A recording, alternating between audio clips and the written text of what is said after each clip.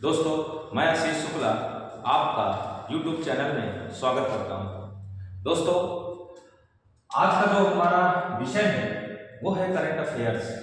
और current affairs में आज मैं आपको ऐसा करंट अफेयर्स पढ़ाऊंगा जिससे अगर वहां से क्वेश्चन पूछा जा रहा है तो आपके चाहे कहीं से भी क्वेश्चन पूछे वो आपका क्वेश्चन बच करके नहीं जाएगा। आज प्रेजेंट में जिस सिचुएशन से क्वेश्चन पूछे जा रहे हैं मैं वैसे ही क्वेश्चन आपको करंट अफेयर्स के माध्यम से देने की कोशिश करूंगा। आइए दोस्तों, समय बहुत ही कीमती है, इसको न बर्बाद करते हुए हम चालू करते हैं। सबसे पहले आप लोग सभी लोग नोट कर लीजिए स्टूडेंट, 12 जनवरी को राष्ट्रीय युवा दिवस,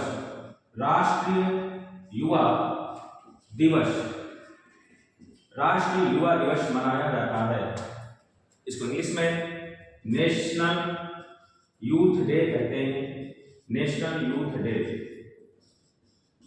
आइए हम जानकारी लेते हैं, ये जो राष्ट्रीय युवा दिवस है, ये राष्ट्रीय युवा दिवस किसकी जयंती है और किसकी जयंती के उपलक्ष्य में ये राष्ट्रीय युवा दिवस मनाया जाता है। दोस्तों, हम समझते हैं कि राष्ट्रीय युवा दिवस जो मनाया जाता है तो सबसे पहले तो ये क्वेश्चन प्रारंभ, ये राष्ट्रीय युवा दिवस का प्रारंभ कब से हुआ, तो ये हुआ 1984 से। 1984 से प्रत्येक वर्ष 12 जनवरी को राष्ट्रीय युवा दिवस मनाया जाता है। ये हमारे देश के नायक और देश के महानायक स्वामी विवेकानंद जी की जयंती पर मनाया जाता है। स्वामी विवेकानंद जी का जन्म 12 जनवरी 1863 को इनका जन्म हुआ था। 12 जनवरी 1863 को इनका जन्म हुआ था। इनका जन्म कोलकाता में हुआ था, पश्चिम बंगाल में कोलकाता में इनका जन्म हुआ। आइए इनसे जुड़ी हुई जितनी भी जानकारियां हैं आपकी एग्जाम के लिए वो सारी जानकारियां आप लोग नोट कर लीजिए। मेरे YouTube के जो दोस्त हैं वो भी सारी जानकारियां नोट करते जाएंगे। अब आपका यहाँ से एक क्वेश्चन बच करके नहीं जाएगा, अब मैं थोड़ा स्पीड से चलता हूँ। 12 जनवरी 1863 को इनका जन्म हुआ।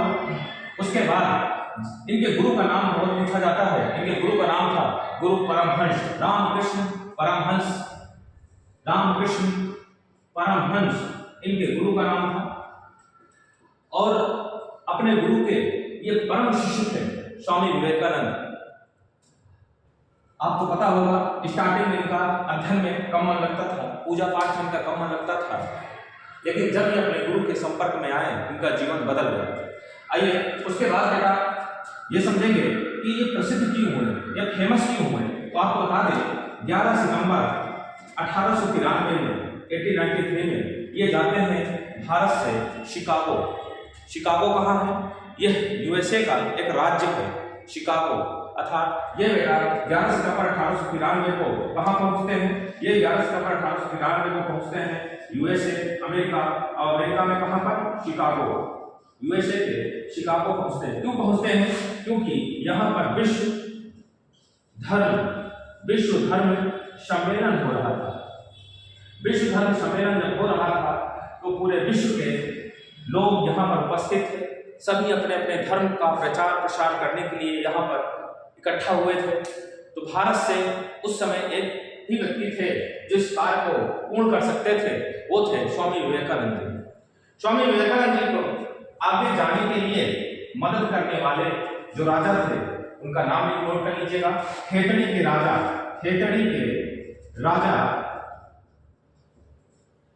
के जो बेटा राजा थे, आइए बेटा, अमरजीत सिंह इनका नाम था। और खेतड़ी के राजा ने बेटा इन्हें भारत से अमेरिका जाने में इनकी मदद किया। और उन्होंने एक चीज और कहा इन्हें, उन्होंने कहा कि आप अपना नाम बदल दीजिए। तो बेटा स्वामी विवेकानंद जी के बचपन का नाम था नरेंद्र नाथ दत्त इनका नाम नोट कर लीजिएगा। और नरेंद्र नाथ दत्त से इन्होंने अपना नाम कर दिया स्वामी विवेकानंद। ये बहुत पूछा जाता है, किसके कहने पर किया बेटा, ये अमरजीत सिंह जो खेतड़ी के राजा थे इनके कहने पर इन्होंने अपना नाम चेंज कर लिया और इन्होंने अपना नाम रख लिया स्वामी विवेकानंद। उस दिन से बेटा ये स्वामी विवेकानंद के नाम से जाने जाने लगे और 11 सितंबर को ये पहुंचते हैं विश्व धर्म सम्मेलन शिकागो में। और उस सम्मेलन में इन्होंने जब इन्हें बोलने का मौका दिया गया तो इन्होंने ऐसा भाषण दिया, इतना अद्भुत भाषण दिया कि वहां पर 5 मिनट तक वो उस दरबार में तालियों की गूंज से, गड़गड़ाहट से, वो जो ताली की गूंज थी, वो गड़गड़ाहट थी, वो स्वामी विवेकानंद जी की नहीं, वो पूरे सनातन हिंदू, पूरे सनातन भारत की बेटा वो आवाज थी। तो बेटा हिंदू धर्म की तरफ से गए हुए थे स्वामी विवेकानंद जी। और इनकी मृत्यु जो हुई थी 4 जुलाई 1902 में इनकी मृत्यु हो गई थी, 4 जुलाई 1902 को।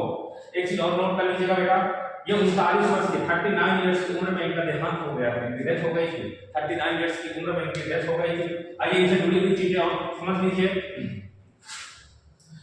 बेटा। सुभाष चंद्र बोस ने इन्हें आधुनिक भारत का निर्माता कहा था। सुभाष चंद्र बोस ने इन्हें आधुनिक भारत का निर्माता कहा था, मॉडर्न इंडिया का क्रिएटर कहा था। किसने कहा था बेटा? आधुनिक भारत का निर्माता कहा था सुभाष चंद्र बोस ने। एससी बोस ने इन्हें आधुनिक भारत का निर्माता कहा था। इसको डबल स्टार लगा लीजिए, बहुत इंपॉर्टेंट है। दूसरी चीज बेटा, 1897 में 1897 में इन्होंने रामकृष्ण मिशन की स्थापना किया। रामकृष्ण मिशन की स्थापना किया। रामकृष्ण मिशन की स्थापना कहाँ पर बेटा? कलकत्ता में। कहाँ? कलकत्ता में, ये याद रखिएगा। और 1899 में 1899 में वेलूर मठ की बेटा स्थापना किया, वेलूर मठ की। और ये वेलूर मठ की कहाँ बेटा? कलकत्ता में। जब इन्होंने वेलूर मठ की स्थापना किया 1899 में, इसी वेलूर मठ को स्वामी जी ने अपना निवास स्थान बेटा बना लिया।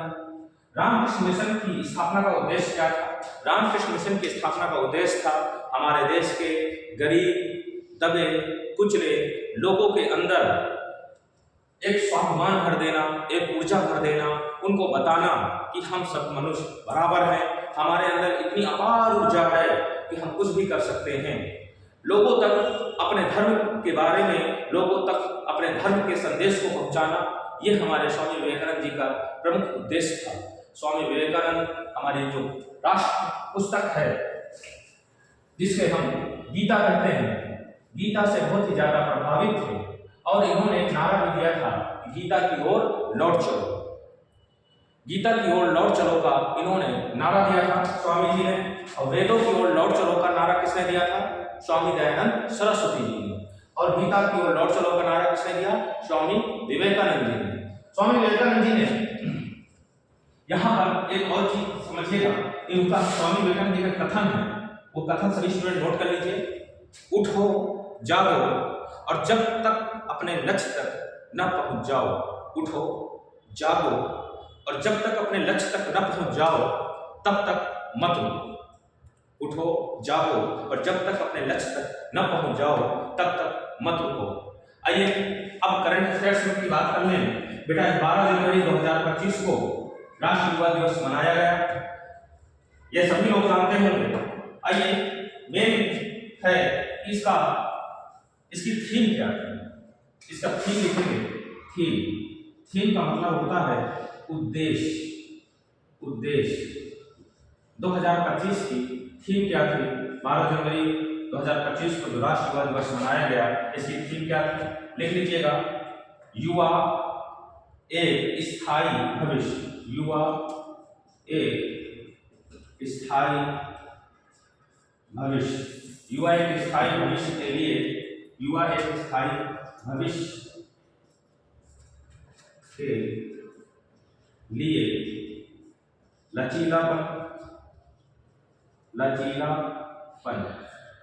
युवा एक स्थायी, अर्थात युवाओं के लिए कहा गया है एक स्थायी भविष्य के लिए क्या लाना है? लचीलापन लाना है और जिम्मेदारी के साथ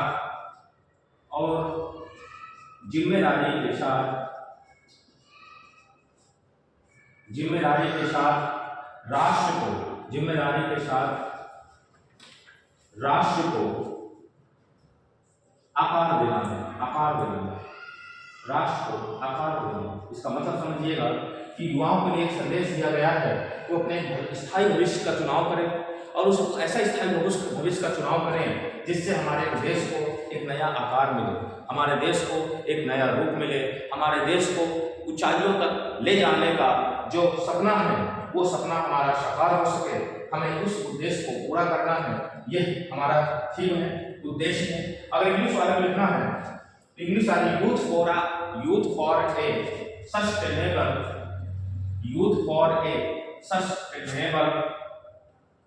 future shaping the nation, youth for a sustainable shaping the nation with resistance and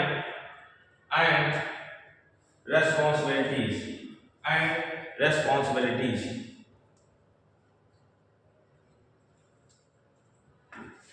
जितने मैंने टॉपिक बताए हैं स्वामी विवेकानंद जी से, उस टॉपिक को आप याद रखिएगा। पहला हमने बताया, पहला क्वेश्चन सबसे महत्वपूर्ण क्वेश्चन कि स्वामी विवेकानंद जी शिकागो कब गए? 1893 में। दूसरा महत्वपूर्ण क्वेश्चन, रामकृष्ण मिशन की स्थापना कब किया? 1897 में किया। तीसरा महत्वपूर्ण क्वेश्चन, इनकी मृत्यु कितने वर्ष में हुई? 39 वर्ष में हुई। चौथा महत्वपूर्ण क्वेश्चन, इनको रामकृष्ण मिशन जी की स्थापना कहाँ पर किया? कलकत्ता में किया। पांचवा महत्वपूर्ण क्वेश्चन, इनके बचपन का नाम क्या था? नरेंद्र नाथ दत्त। इनके बचपन का नाम था नरेंद्र नाथ दत्त। नरेंद्र नाथ दत्त से इन्होंने अपना नाम कर लिया स्वामी विवेकानंद। किसके कहने पर कर लिया? किसके कहने पर कर लिया? तो खेतरी के राजा अजीत सिंह के कहने पर इन्होंने अपने नाम को परिवर्तित कर लिया। उसके बाद मेन क्वेश्चन है कि इन्होंने कौन सी धार्मिक पुस्तक का प्रचार किया? तो ये गीता से बहुत ही ज्यादा प्रभावित थे, तो इनकी गीता पुस्तक को याद रखिएगा। इन्होंने गीता का उपदेश घर घर तक पहुंचाने का कार्य किया, लोगों के अंदर जोश उत्साह भरने का कार्य किया। हमारे जो देश के उस समय के युवा थे, उन युवाओं के अंदर एक जन चेतना का संचार किया। ये हमारे स्वामी विवेकानंद जी का उद्देश्य था। आइए अब हम चर्चा करते हैं और करंट अफेयर्स का दूसरा टॉपिक लेते हैं। दूसरे टॉपिक का नाम है हमारे महाकुंभ। महाकुंभ 2025। महाकुंभ कितने वर्ष बाद आता है? 144 वर्ष बाद आता है। अब महाकुंभ का आयोजन इस वर्ष कहाँ किया जा रहा है? सभी लोग जानते हैं, प्रयागराज में। तो फालतू की चीजें मैं आपसे डिस्कस नहीं करूंगा। मेन जो क्वेश्चन होते हैं, प्रयागराज में महाकुंभ का जो आयोजन होता है तो कितनी नदियों पर के तट पर आयोजित होता है? तो गंगा, यमुना और अदृश्य सरस्वती। आइए चर्चा करते हैं कि महाकुंभ का आयोजन क्यों किया जाता है। दोस्तों, आप लोगों ने सुना होगा या पढ़ा होगा कि एक बार देवताओं और राक्षसों ने महासागर का मंथन किया। उस महासागर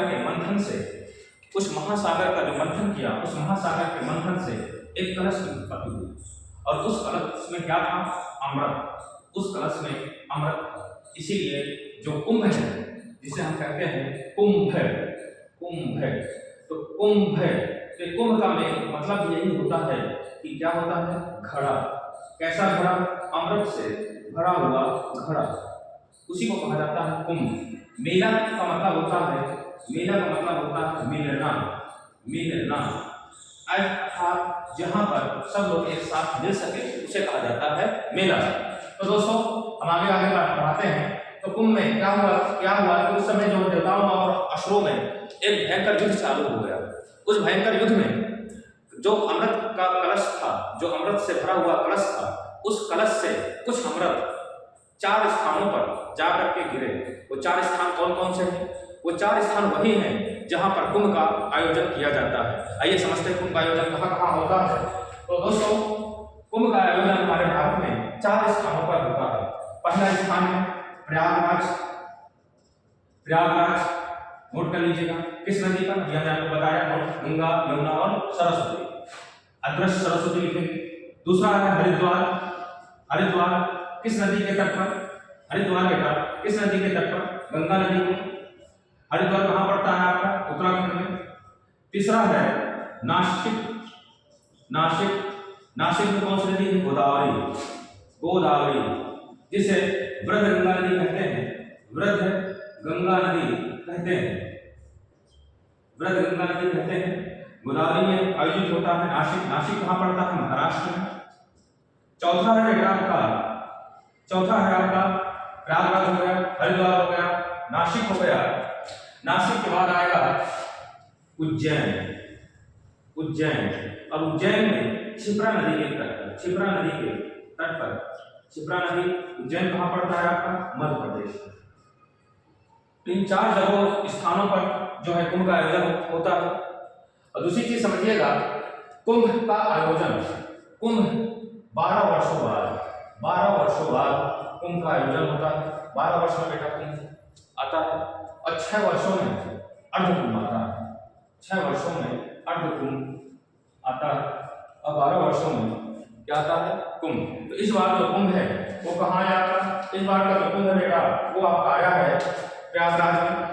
और एग्जाम के दर से नेक्स्ट क्वेश्चन समझते हैं कि कितने शाही स्नान होंगे।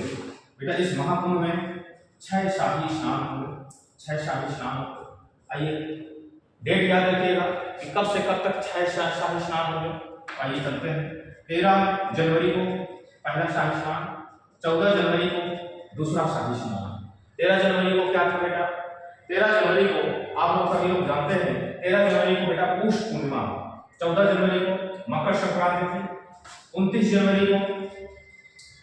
जनवरी को आपकी अमावस्या है, जिसे हम लोग कहते हैं ऐसी अमावस्या जो जिसमें हमें मौनी अमावस्या, मौनी अमावस्या के दिन 29 जनवरी को मौनी अमावस्या है। 29 जनवरी के बाद 3 फरवरी को बसंत पंचमी है, 3 फरवरी को स्नान पड़ेगा। 3 फरवरी के बाद 12 फरवरी को माघ पूर्णिमा पड़ेगी। उसके बाद आपका आता है शिवरात्रि, 26 फरवरी को शिवरात्रि। तो आपके 6 शाही स्नान हो गए, 1 2 3 4 5 6। तो आपके एग्जाम का क्वेश्चन है 6। अगर आपसे पूछा जाए कुंभ की शुरुआत कब से कब तक है, तो 13 जनवरी से लेकर के 26 फरवरी, 13 जनवरी से लेकर के 26 फरवरी तक आपका कुंभ का आयोजन किया जाएगा। आइए इस एक चीज और नोट कर लीजिएगा, वैसे आपके लिए जानकारी ले लीजिए। नोट क्या करना है, जब लिखेंगे जब बृहस्पति शूल, जब बृहस्पति मतलब गुरु या बृहस्पति ग्रह, सूर्य चंद्रमा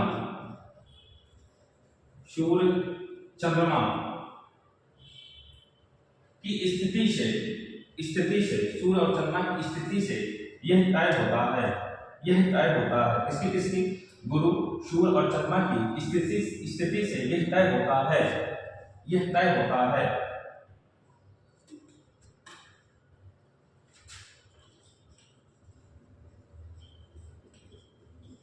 तो कहने मतलब कुंभ का जो आयोजन होता है कौन से ग्रहों को देख करके तय किया जाता है? गुरु, सूर्य और चंद्रमा, इन 3 ग्रहों की स्थितियों को देख करके कुंभ का आयोजन तय किया जाता है। और चौथी चीज याद, एक चीज और नोट कर लीजिएगा कि बेटा जब गुरु ग्रह वृषभ राशि में और सूर्य और चंद्रमा मकर राशि में, और अब आपका गुरु वृषभ राशि में प्रवेश करता है, तभी प्रयागराज में कुंभ का आयोजन होता है। कुंभ का आयोजन कब होता है? जब सूर्य और चंद्रमा मकर राशि में प्रवेश करता है, मकर राशि में, और गुरु आपके वृषभ राशि में प्रवेश करता है, तब कुंभ का आयोजन प्रयागराज में आयोजित किया जाता है। आपको कुंभ की हमने सारी जानकारी आपको प्रदान कर दी। महाकुंभ है, 144 वर्ष बाद आता है, 6 शाही स्नान होंगे। एग्जाम के दृष्टि से आपको क्या क्या याद करना है कि कितने शाही स्नान होंगे? 6। कब शुरुआत की गई थी इसकी? 13 जनवरी से। और अंतिम कब होगा? अंतिम को होगा 26 फरवरी को। ये याद रखना है आपको। कौन कौन सी नदियां हैं? गंगा, यमुना और सरस्वती, जिसे त्रिवेणी भी कहा जाता है। सरस्वती कैसी नदी है? अदृश्य नदी है, अर्थात दिखाई नहीं देती। तो आइए दोस्तों, हमने आपको इस 2 टॉपिक पर आपके करंट अफेयर्स की चर्चा की। अब आपको नेक्स्ट वीडियो में हम इसी तरह आपको जानकारी देते रहेंगे।